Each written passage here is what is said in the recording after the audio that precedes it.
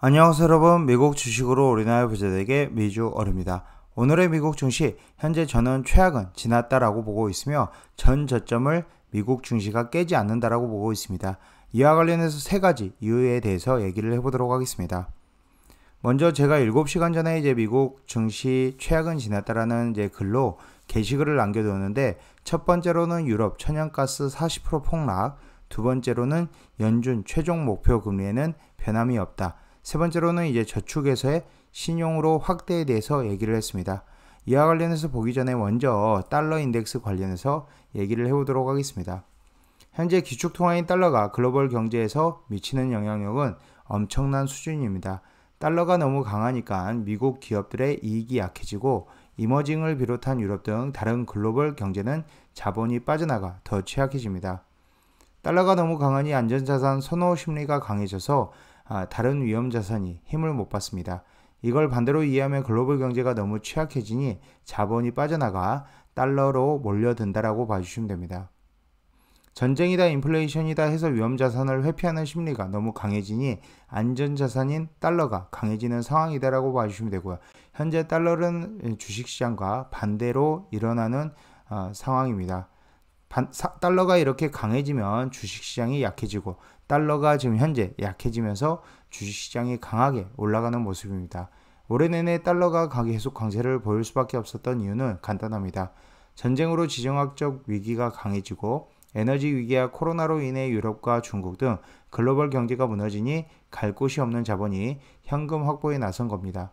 물론 연준의 긴축 역시 큰 역할을 했습니다. 그런데 여기에 지금 변화의 조짐이 보이기 시작했습니다.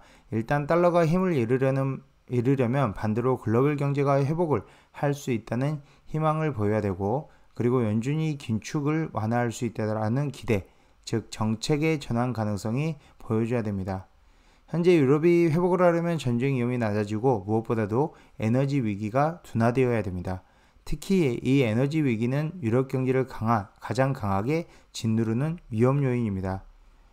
현재 한 달 전 독일의 전기세가 메가와트당 850유로를 넘어서면서 유가로 따지면 배럴당 1000달러를 넘어섰습니다.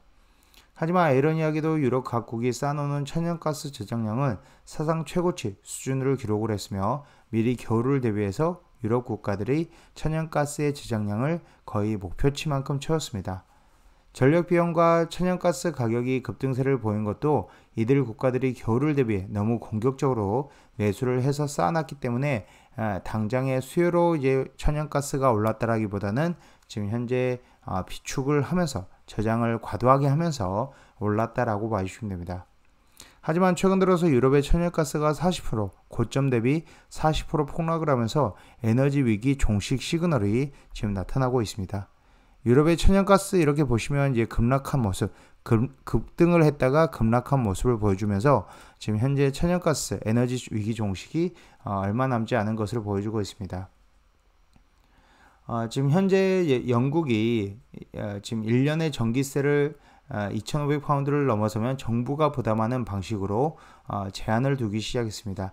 이런 정책은 결국 정부 지출을 늘리는 재정 부양책이며, 유럽이 에너지 위기로 인해 경기 침체를 우려해 지금 현재 다시 돈을 푸는 정책으로 선회를 했다라고 봐주시면 됩니다. 물론 통화 정책에는 정반대의 모습을 보이고 있습니다. 유럽 중앙은행은 사상 처음으로 0.75% 금리 인상을 단행을 했으며, 금리가 오르면 유로가 강세를 보이는 것이 맞지만 그만큼 금융 환경이 어려워지면서 경기 침체 우려가 더 강해집니다. 하지만 유로화는 22회의 금리 인상 이후 약세를 보이는가 싶더니 다시 강세로 전환을 했습니다. 유럽 정부의 재정 부양책이 경기 침체 우려를 완화했기 때문입니다.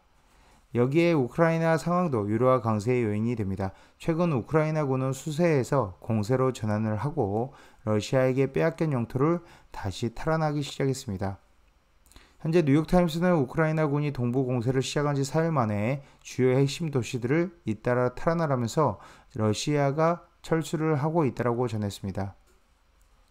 결과적으로 러시아가 더 앞으로 나가지 못하고 있는 상황에서 유로는 강세로 전환을 했습니다.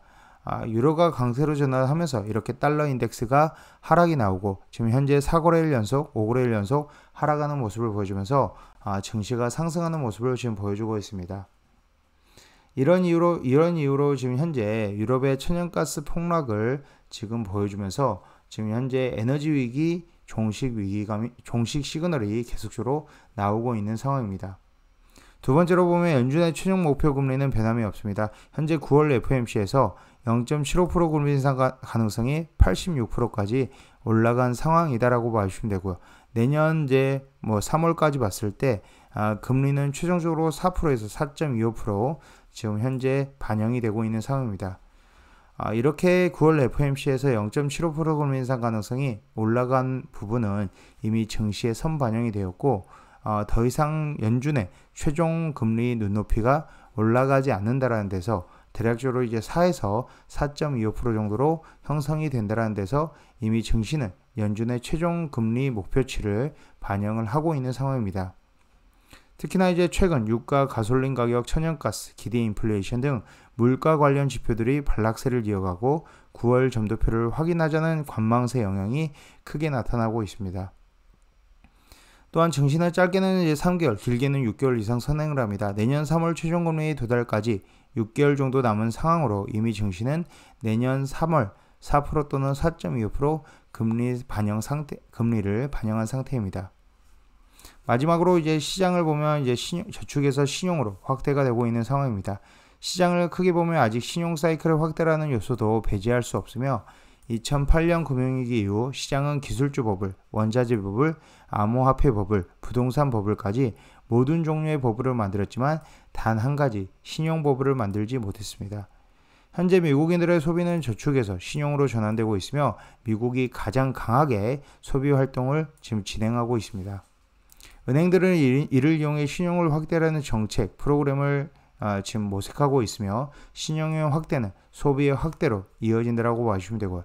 여전히 미국인들의 부채 상태는 견고하다는 점에서 장기적으로 신용 사이클로 인한 자산 시장의 붐이 올 가능성도 배제할 수 없는 상황이다라고 봐주시면 됩니다. 그렇기 때문에 적극적으로 SLXL, UPR, TQQ 이 세배 레버리지를 적극적으로 활용을 해서 단타 스윙 트레이딩을 하는 게 여전히 유효하다라고 보고 있으며 저는 여전히 미국 증시의 최악은 지났다. 미국 증시가 전 저점을 깨고 내려갈 일은 없다라고 봐주시면 될 것 같습니다. 지금까지 비주얼 영상 시청해주셔서 감사드리고요. 앞으로도 비주얼 영상 많은 시청 부탁드리겠으며 제 영상이 마음에 드셨으면 많은 좋아요와 구독과 알람 설정 부탁드리겠습니다. 감사합니다. 비주얼이었습니다.